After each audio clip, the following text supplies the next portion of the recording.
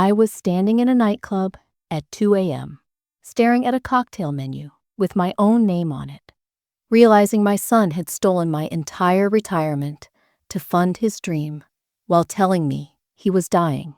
The bass was thumping so loud I could feel it in my chest, and the strobe lights were making my 72-year-old eyes water something fierce.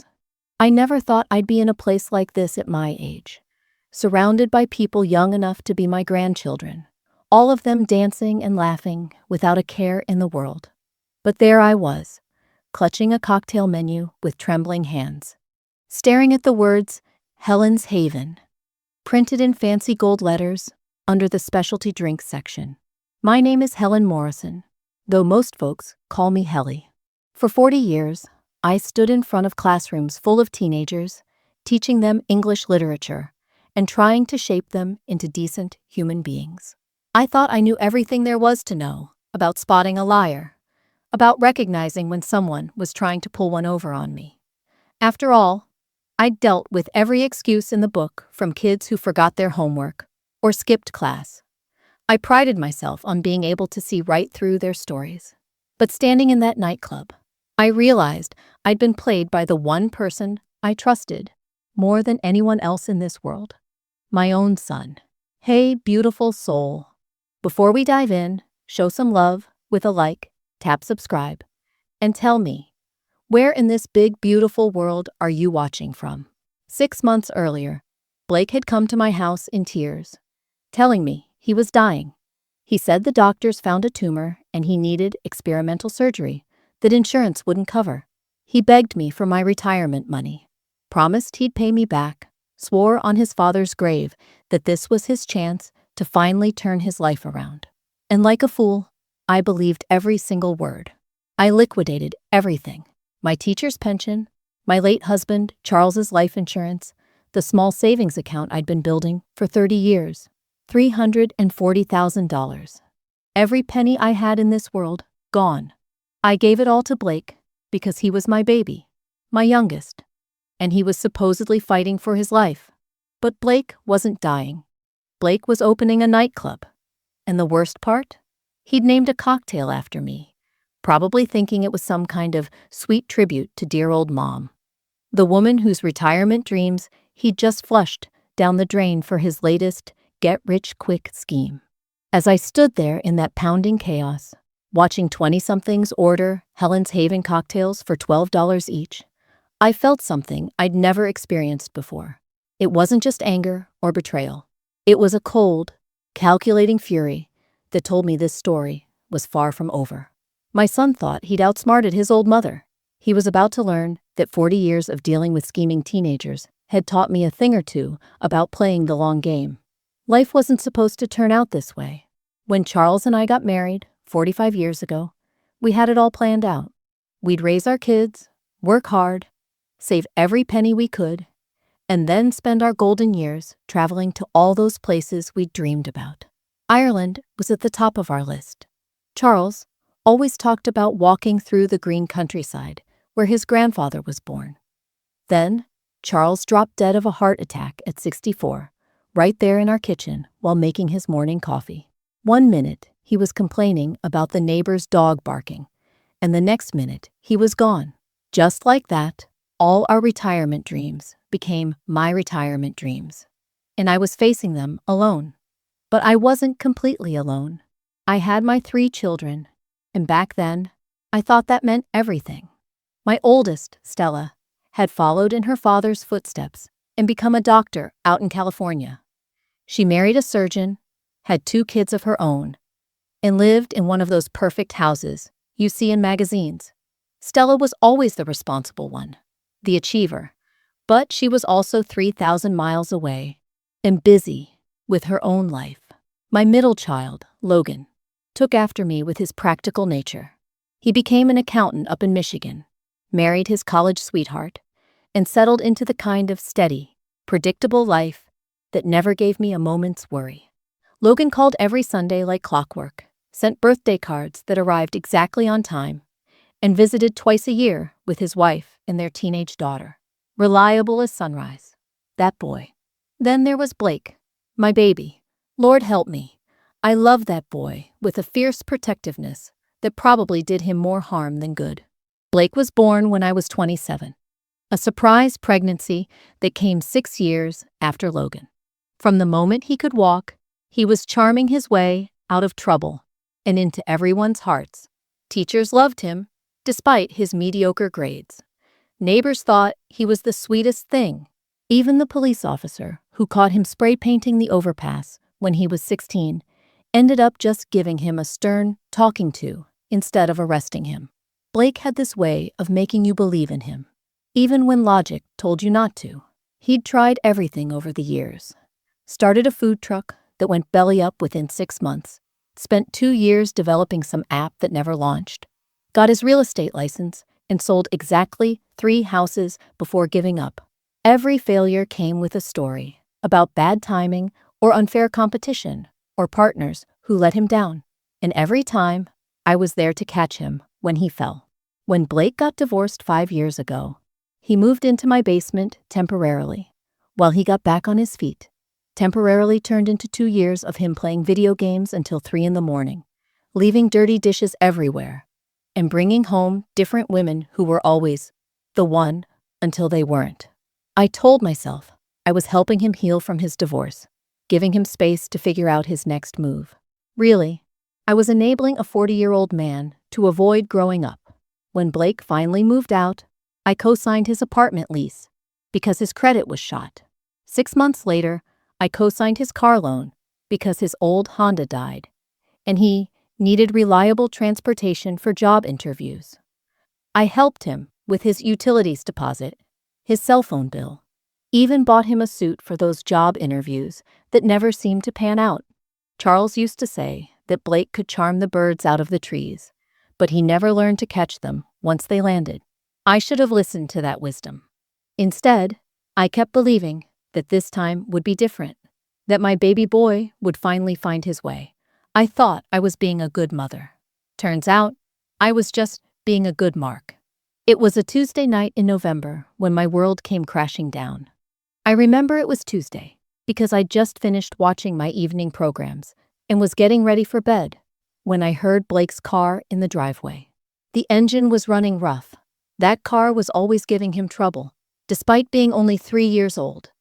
I figured he was stopping by for one of his usual visits, probably hoping I'd send him home with leftovers from the pot roast I'd made. But when I opened the front door, I knew something was terribly wrong.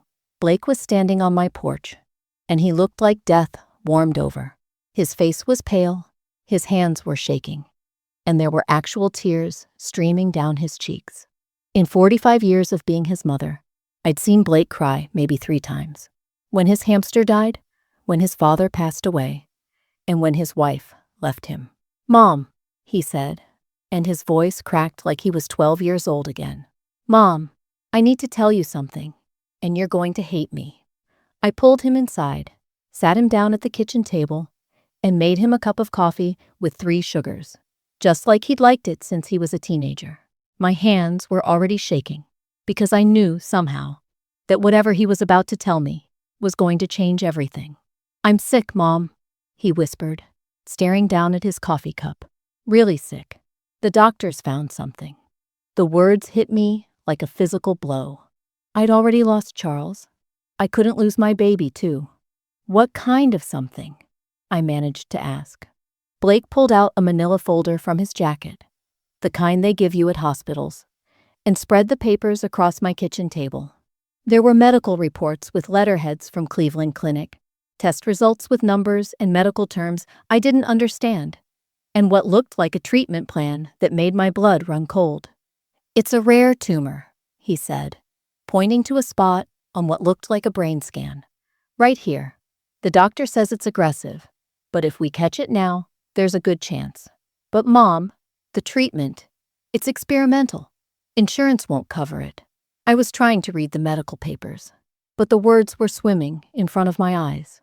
All I could focus on was the word malignant and a cost estimate that made my heart stop. $200,000. "I've already talked to 3 different specialists," Blake continued, and now he was crying harder.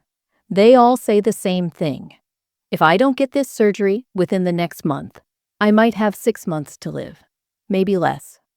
I reached across the table and grabbed his hands. They were ice cold and trembling. Blake, honey, we'll figure this out. We'll find a way. Mom, I can't ask you to. You're not asking, I interrupted. I'm telling you, we're going to fight this thing. That's when Blake really broke down. He collapsed into my arms like he used to when he was little and had scraped his knee or gotten his feelings hurt. You're the only person who's ever really believed in me, he sobbed into my shoulder. The only one who never gave up on me.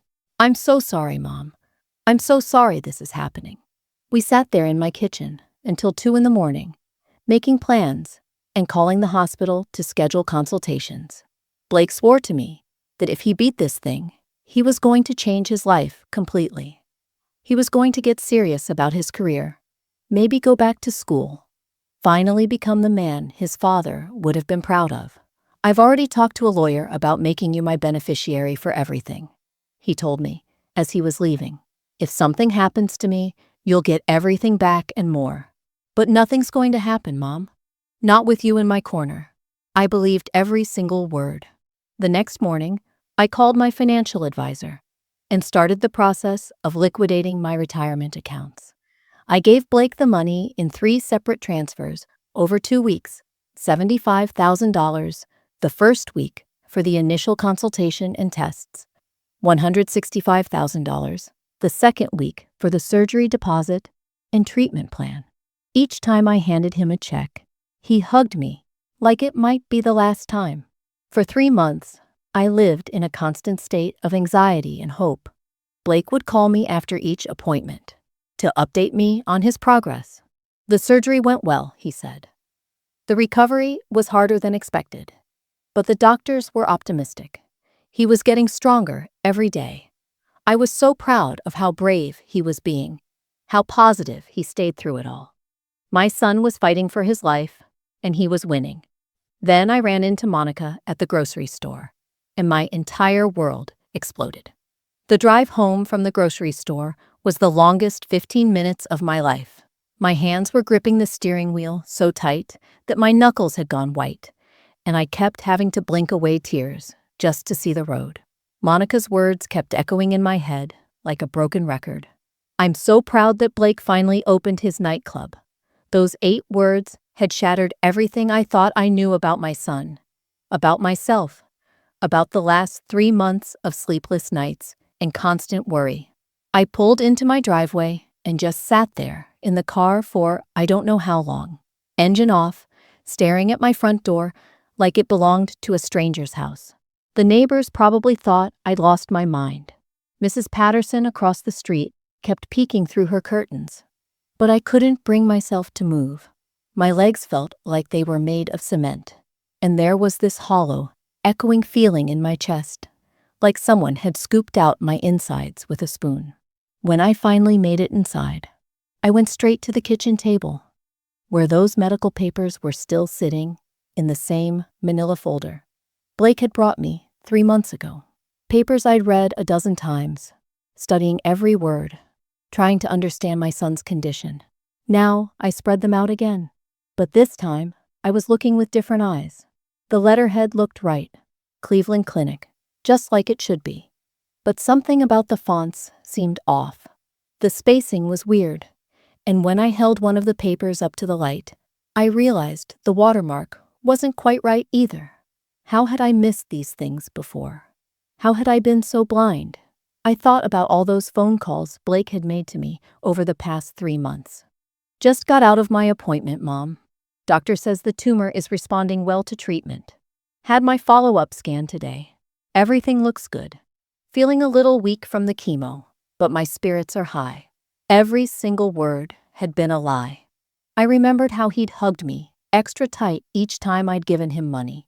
How he'd said, "You're saving my life, Mom," when I handed him that first check for $75,000. I'd felt so good about being able to help him, so proud that my years of careful saving could literally save my son's life. I'd even bragged about it to my neighbor, telling her how brave Blake was being, how lucky I felt that I could afford to give him this chance. Now I realized he'd been hugging me tight because he felt guilty. Or maybe he was just making sure I was fully committed to the lie before he walked away with my money. The worst part wasn't even the money, though Lord knows, that was devastating enough. The worst part was the manipulation. The way he'd used my love for him, my fear of losing him, my desperate need to feel useful and needed. He'd turned my maternal instincts into weapons against myself. That night, I couldn't sleep. I kept thinking about Charles, wondering what he would have done in this situation. Charles had always been the skeptical one in our relationship.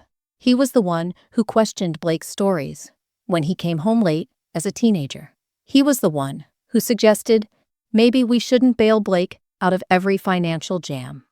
That boy's gotta learn to stand on his own 2 feet, Charles used to say.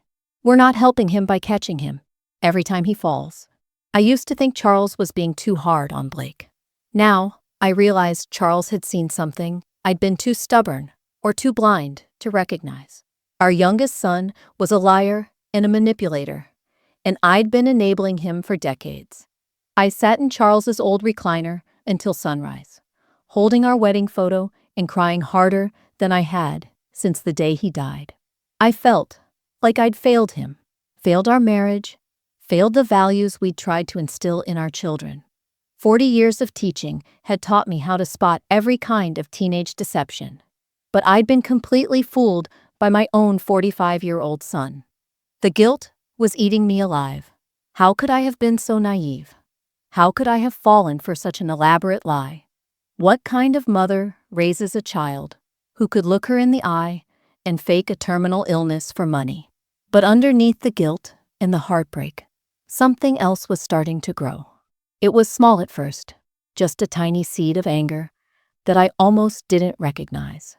Because in all my years of being disappointed by Blake's failures and bad decisions, I'd never felt truly angry at him before.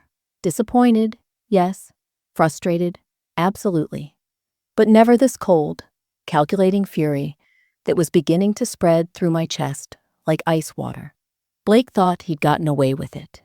He thought his old mother was just another mark, another easy target who'd hand over her life savings because he'd learned exactly which emotional buttons to push. He was about to learn that stealing from someone who'd spent 4 decades dealing with scheming teenagers was a very big mistake. The next morning, I woke up with a clarity I hadn't felt in months. The tears were gone, replaced by something harder and more focused. If Blake thought he could outsmart me, he clearly didn't understand who he was dealing with. 40 years of catching students in lies had taught me a thing or two about investigation. I started in Blake's old bedroom, which I'd kept exactly as he'd left it when he moved out. Most parents probably would have turned it into a craft room or home office by now. But I'd held on to some foolish hope that maybe someday he'd need it again during another rough patch. Now, I was grateful for my sentimentality. That's when I found his old iPad, wedged between the mattress and headboard, where he'd probably forgotten about it. Blake had always been careless with his electronics, leaving chargers at my house, forgetting phones in my car. This time, his carelessness was going to cost him. The iPad still had his social media accounts logged in, and what I found there made my blood run cold. Photo after photo of construction progress at something called Voltage Nightclub. The timestamps went back 8 months, 2 months before he'd ever mentioned being sick. There he was in a hard hat, grinning next to construction workers. There he was pointing to architectural plans. There he was posing with 2 other men in suits, all of them holding champagne glasses with the caption, "Dreams Coming True." Voltage, Nightclub, Entrepreneur, Life. I screenshot every single photo, every single post, every single comment. Blake's business partner, a man named Tony Russo, had been especially active on social media, posting updates about finally getting the startup capital together and big things coming for Cleveland nightlife. One post from just 2 weeks after Blake had supposedly started his cancer treatment made me see red. Shout out to my business partner for securing our angel investor. Sometimes family really does come through. Cha blessed anchor startup life. Angel investor. That's what Blake had called me to his friends. Not his dying son's desperate mother, his angel investor. But the social media posts were just the beginning.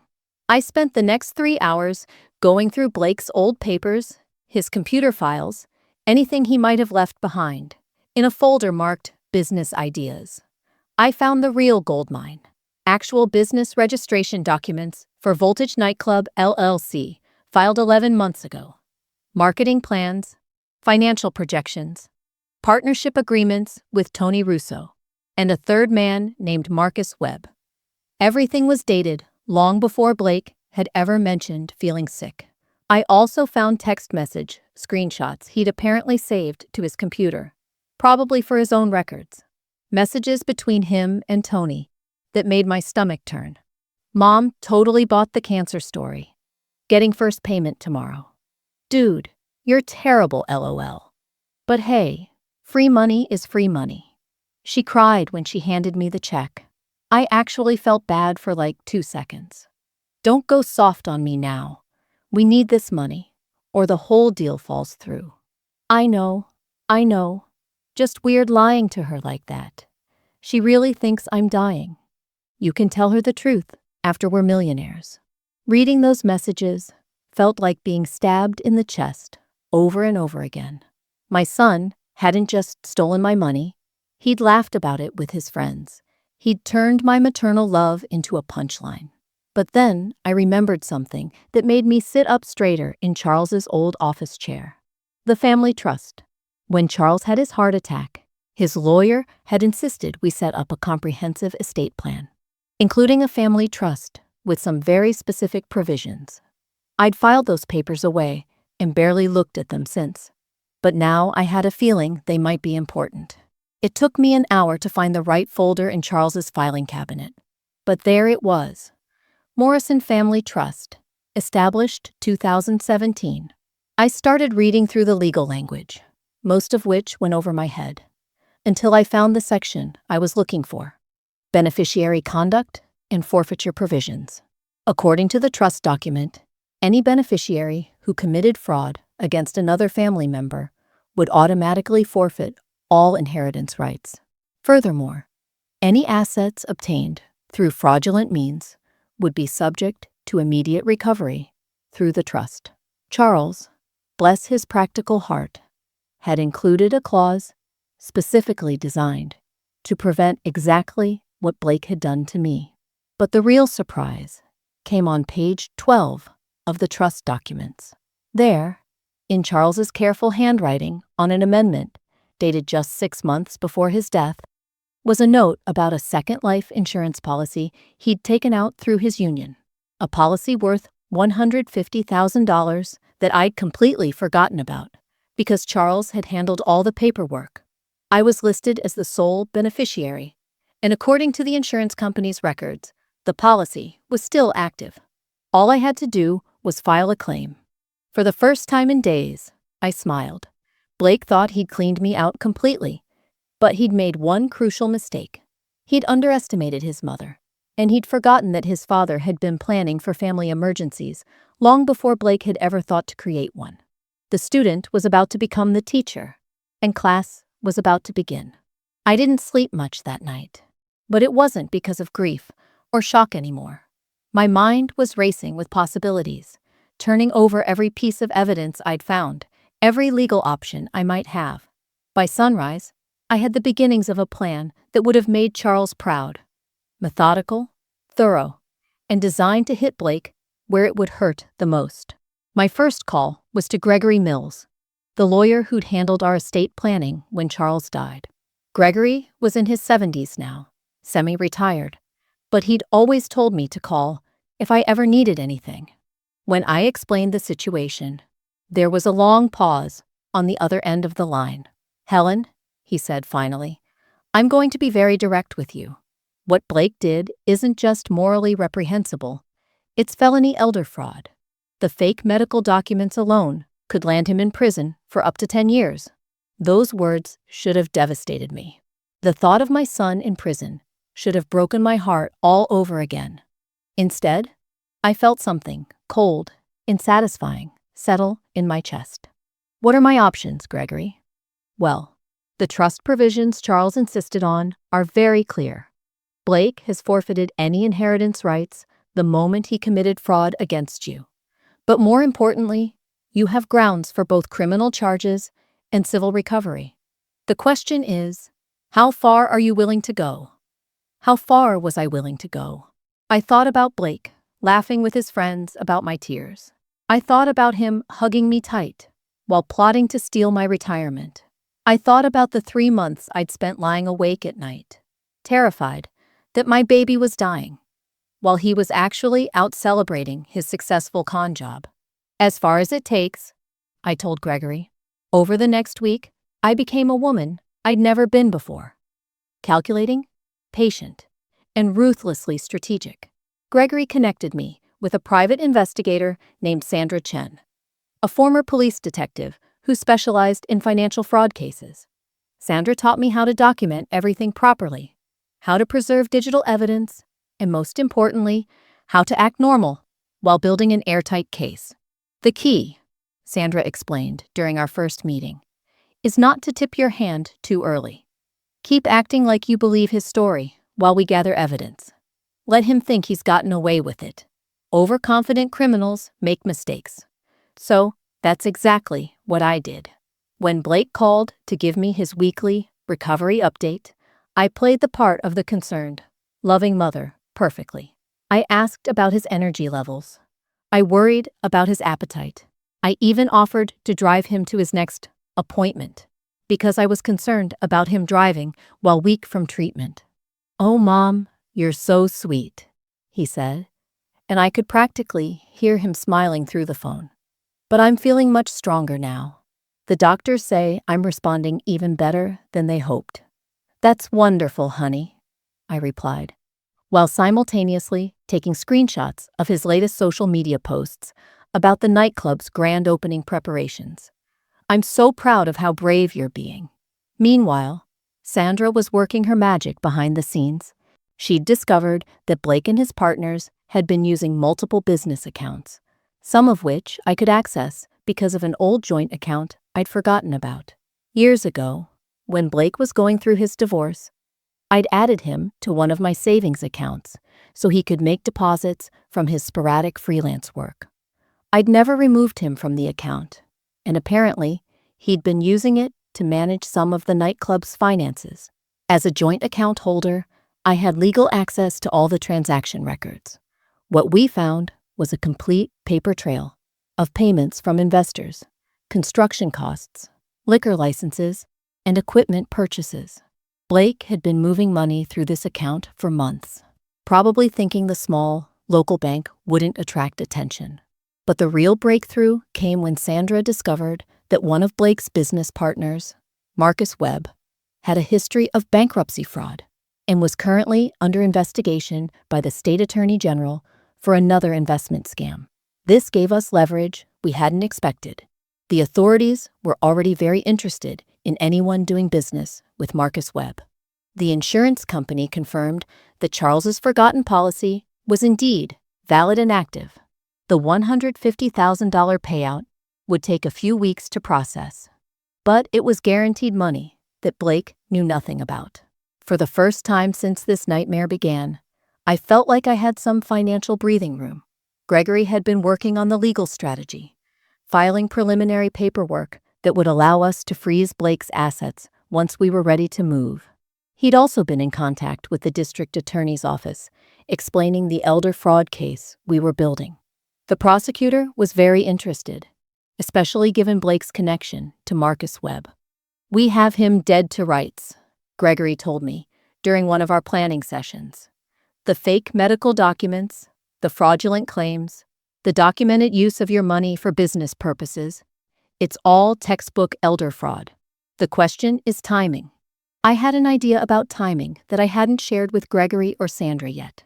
Blake had been posting on social media about Voltage's grand opening, scheduled for the following Saturday.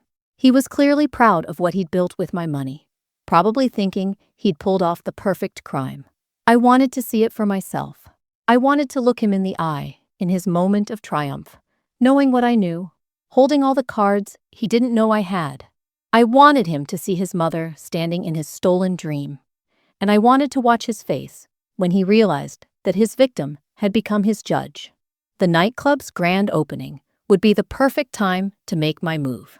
Blake would be surrounded by his investors, his partners, his friends, all the people he'd bragged to about getting startup money from Mom. Let them all see what happened when you underestimated a retired teacher who'd spent 40 years dealing with liars. Blake thought he'd taught his old mother a lesson about trust. He was about to learn one about consequences. Saturday night arrived with the kind of bitter February cold that cuts through your bones. But I barely felt it as I stood outside Voltage Nightclub at 10:30 p.m. The bass was already thumping through the walls, and there was a line of young people stretching around the block, all of them dressed in clothes that probably cost more than I spent on groceries in a month. I felt completely out of place in my navy blue dress and sensible shoes. But that was exactly the point. My neighbor's daughter Sarah had agreed to come with me as backup, partly for moral support, partly because I needed someone to witness whatever was about to happen. Sarah was 28, worked as a paralegal, and understood exactly why I needed to do this. "Mrs. Morrison," she'd said when I explained the situation, "what your son did is absolutely unforgivable. I'll help you any way I can." The bouncer looked confused when he saw us approaching. Two women in their 70s and 20s, respectively. Clearly not the usual Voltage clientele. But Sarah flashed her ID and explained we were VIPs, family of the owner. The bouncer's whole demeanor changed instantly. "Oh, wow, you must be Blake's mom," he said, breaking into a huge grin. "He talks about you all the time, says you're his biggest supporter. Please go right in." My biggest supporter. If only he knew. The inside of Voltage was exactly what I'd expected. All black walls, neon lights, and music loud enough to wake the dead. But I had to admit, it was impressive. The bar was sleek and modern, with bottles of expensive liquor arranged like art pieces behind glass. The dance floor was packed with young people, having the time of their lives. The whole place practically screamed success and money, my money. I made my way to the bar, Sarah close behind me, and that's when I saw it. The cocktail menu, printed on heavy cardstock with the Voltage logo at the top. And there, listed under signature cocktails, was Helen's Haven, a smooth blend of aged bourbon, honey, and fresh herbs. The drink that started it all. $15, $15. Blake was charging $15 for a cocktail named after the woman whose retirement fund he'd stolen to build this place. The audacity was breathtaking. "I'll have a Helen's Haven," I told the bartender, a young woman with purple hair and enough piercings to set off a metal detector. "Ooh, great choice," she said enthusiastically. "That's one of our most popular drinks. It's named after one of the owner's family members. Super sweet story. Apparently, she believed in his dream when no one else would." I managed to keep my expression neutral while she mixed the drink, even though every word felt like a knife twist. When she handed me the cocktail, I took a photo of it with my phone, making sure to get the menu in the background. Evidence for later. That's when I spotted Blake across the room, holding court near the VIP section with a group of people in expensive suits. He was animated, gesturing wildly with a drink in his hand, clearly in his element. He looked healthy, vibrant, and completely alive. Nothing like the dying man who'd sobbed in my kitchen 3 months ago. "There he is," I murmured to Sarah, nodding toward Blake. "Oh my God," Sarah whispered back. "He really does look like he's never been sick a day in his life." I walked over to Blake's group, Sarah trailing behind me, with her phone ready to record whatever happened next. As I got closer, I could hear Blake telling some story about taking risks and believing in yourself and having people in your corner who support your vision. "Blake," I said quietly, stepping into his circle. The effect was immediate and devastating. Blake's face went from animated confidence to stark terror in the span of about 2 seconds. His drink slipped from his hand and shattered on the floor, splashing expensive whiskey across his designer shoes. "Mom," he stammered, looking around frantically like he was planning an escape route. What are you doing here?" "I came to try Helen's Haven," I said calmly, holding up my cocktail. $15 for a drink named after me. That's quite an honor." The people around Blake were looking confused, clearly picking up on the tension, but not understanding what was happening. Blake's business partner, Tony, stepped forward with a nervous smile. "You must be Blake's mom. He's told us so much about you. We're so grateful for your support in making this dream happen." "Oh, I'm sure you are," I replied, my voice sweet as honey.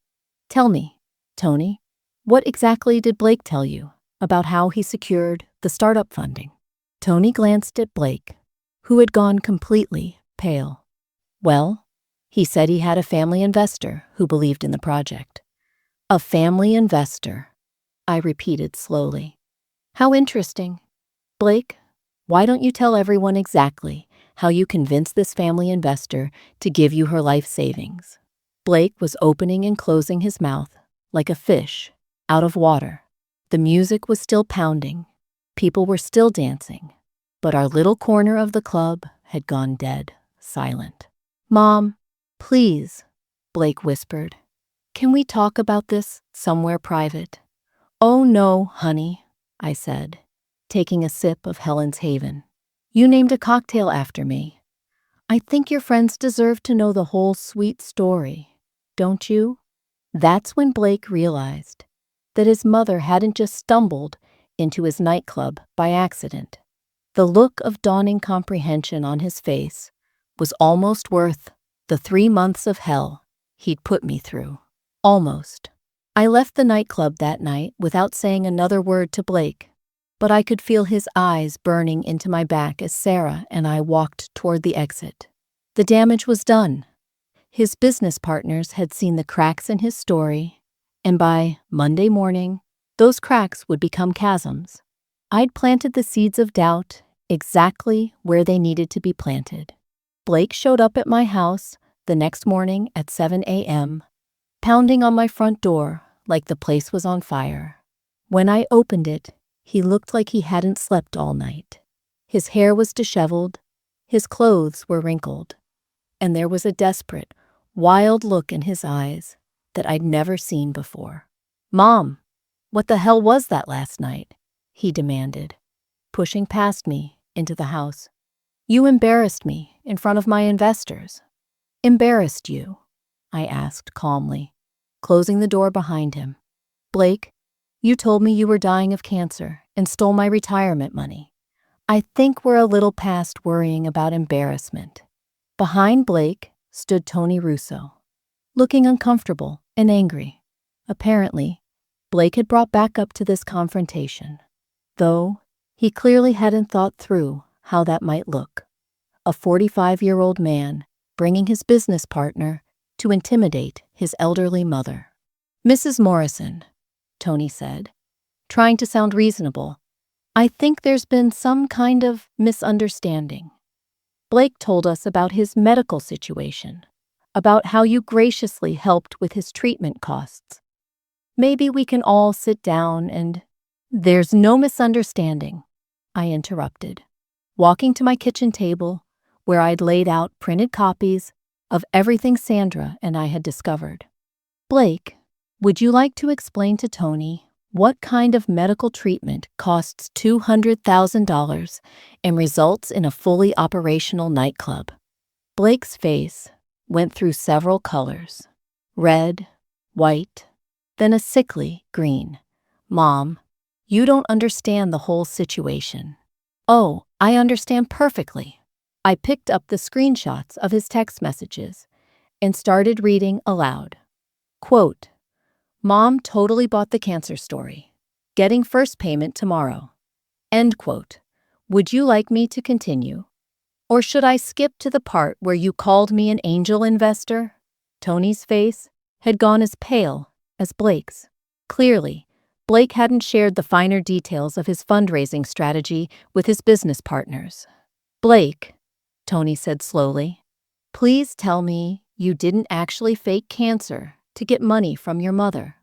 It's not that simple, Blake exploded. She's always talking about wanting to help, about believing in me. I found a way for her to actually do it, instead of just talking about it. The rationalization was breathtaking. Even caught red-handed, Blake was trying to make this my fault somehow. So, this is my fault for loving you too much? I asked. That's not what I meant, Blake backpedaled frantically. Look, Mom, I was going to pay you back with interest. Once the club got established, you would have made money on the investment. I was protecting you from having to worry about the business risks. By telling me you were dying, I panicked, okay? I needed the money fast, and I knew you'd never invest in a nightclub. You're too conservative. So I found a story you'd believe. Tony was staring at Blake like he'd never seen him before. Dude, what is wrong with you?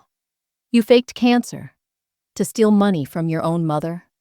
I didn't steal anything, Blake snapped. It was a loan, a family loan. With fake medical documents? I asked, pulling out copies of the fraudulent papers he'd shown me.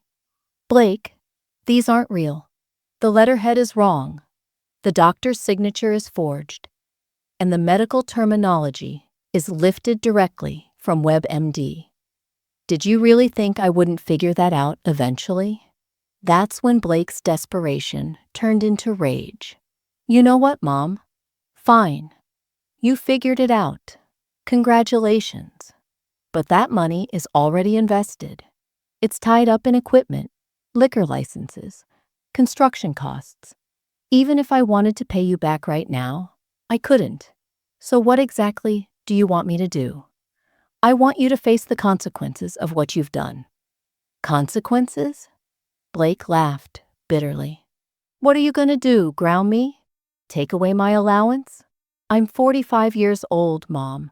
You can't control me anymore. That's when I pulled out the paperwork Gregory had prepared. You're right, Blake. I can't control you. But the legal system can.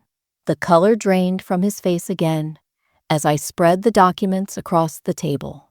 Police reports, trust documentation, bank records showing the movement of my money directly into nightclub accounts. Elder fraud is a felony in Ohio, I said conversationally. 10 years maximum sentence. And since you used fake medical documents, that's forgery as well. Another felony. You're bluffing, Blake said, but his voice was shaking. You wouldn't actually send your own son to prison. Try me. Tony was already backing toward the door. Blake, man, I can't be part of this. If you defrauded your own mother, what does that say about our partnership? I need to talk to my lawyer. Tony, wait. Blake called after him, but Tony was already gone. Blake turned back to me, and for a moment, I saw a flicker of the little boy he used to be. Mom, please, we can work this out. I'll sign over my share of the club to you. You can be a partner instead of just an investor. We can make this right. Blake, I said gently, you faked a terminal illness to steal my life savings. There's no making this right. There's only making sure it never happens again. That's when my son finally understood that his mother wasn't going to save him this time. The look of betrayal on his face might have broken my heart 6 months ago. Today, it just made me sad that it had taken this long for him to realize there were consequences for his actions. The legal proceedings moved faster than I'd expected. Blake's lawyer tried every trick in the book, claiming the money was a gift, arguing that family disputes shouldn't involve the courts, even suggesting that I was suffering from age-related confusion about our agreement. But Gregory had built an airtight case, and the evidence was overwhelming. The fake medical documents alone were enough to convict Blake of forgery, and the text messages Sandra had recovered made it impossible for him to claim any kind of innocent misunderstanding. In the end, Blake pled guilty to elder fraud and forgery to avoid a lengthy prison sentence. He was sentenced to 2 years in county jail, 5 years of probation, and full restitution of the stolen money.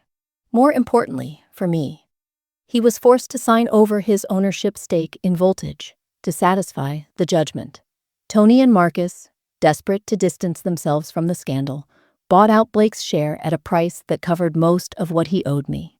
The insurance company processed Charles's forgotten policy, and between that payout, the legal settlement, and the nightclub buyout, I recovered $285,000 of my original $340,000. It wasn't everything, but it was enough to rebuild my retirement with some careful planning. But the real victory wasn't financial. It was watching my other 2 children rally around me once they learned the truth. Stella flew in from California the day after Blake's arrest, furious that I hadn't told her what was happening sooner. Logan drove down from Michigan with his wife and daughter, all of them wanting to make sure I was okay. "Mom," Stella said as we sat in my kitchen, the same kitchen where Blake had spun his elaborate lie 6 months earlier. "Why didn't you call us when this first happened?" "Because I was embarrassed," I admitted. "Because I couldn't believe I'd fallen for something so obvious. Because I thought maybe I could handle it on my own." "You did handle it on your own," Logan pointed out. "You caught him, you built a case, and you made sure he faced consequences. Dad would have been proud." That comment brought tears to my eyes. Charles would have been proud. He'd always said that justice delayed was justice denied, and I'd made sure Blake faced justice for what he'd done. The 3 of us spent the next week going through Blake's belongings that were still in my house, deciding what to keep and what to donate. It was therapeutic, in a way, finally clearing out the last remnants of the son I thought I'd raised, making room for the family I actually had. I sold the big family house that spring. It was too much space for one person, and every room held memories of Blake that I needed to let go of. I bought a beautiful condo overlooking Lake Erie, with huge windows and a view that changed with the weather. For the first time in decades, I was living somewhere that was entirely mine, decorated exactly how I wanted it, with no one else's needs to consider. The condo came with a small den that I turned into an office, and that's where I started my new project, volunteering with the county's elder fraud prevention program. It turned out that what happened to me was far from unusual. Scammers target seniors all the time, using our love for family, our fear of medical emergencies, and our desire to help as weapons against us. I started giving presentations at senior centers, teaching other retirees how to spot the warning signs of fraud. I shared my story, not the embarrassing parts, but the empowering ones. How I'd fought back, how I'd refused to be a victim, how it's never too late to stand up for yourself. The most important thing to remember, I always told my audiences, is that real emergencies don't come with pressure tactics. Real doctors don't demand immediate cash payments. And real family members who love you will understand if you need time to think about major financial decisions. 6 months after Blake's sentencing, I did something I'd thought about for years, but never had the courage to do. I signed up for a dating website. Charles had been gone for almost 9 years, and while I'd never stopped loving him, I was ready to admit that I might have room in my life for companionship again. I met Harold at a coffee shop in Lakewood. He was a retired accountant, widowed for 5 years, with 2 grown daughters who lived nearby and actually called him regularly. We bonded over our shared experience of learning to build new lives after loss, and over our mutual bewilderment at modern technology. Harold had never heard of elder fraud before I told him my story, but he listened without judgment and told me I was braver than most people half my age.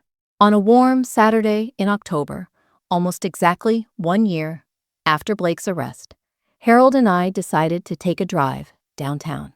We ended up parking near the old warehouse district, and I realized we were only a few blocks from Voltage. "Want to see something interesting?" I asked Harold. The nightclub was still there, though it had new management and a slightly different vibe.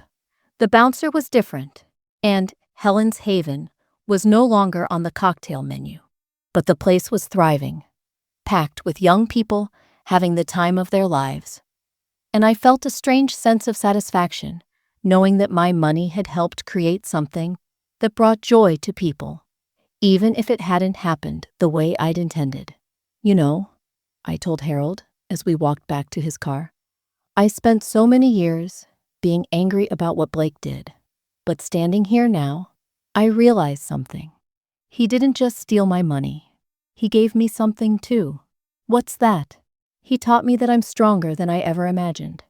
That I don't have to be anyone's victim. That it's never too late to fight back and win." Harold squeezed my hand. "Charles would be proud of you." "Yes," I said, smiling up at the evening sky. "I think he would. I spent 40 years teaching teenagers, but my own son taught me the hardest lesson of all. Sometimes the people who claim to love you the most are the ones willing to hurt you the deepest." The good news is, it's never too late to stop being someone's victim and start being your own hero. And sometimes, if you're very lucky, you get to write your own happy ending.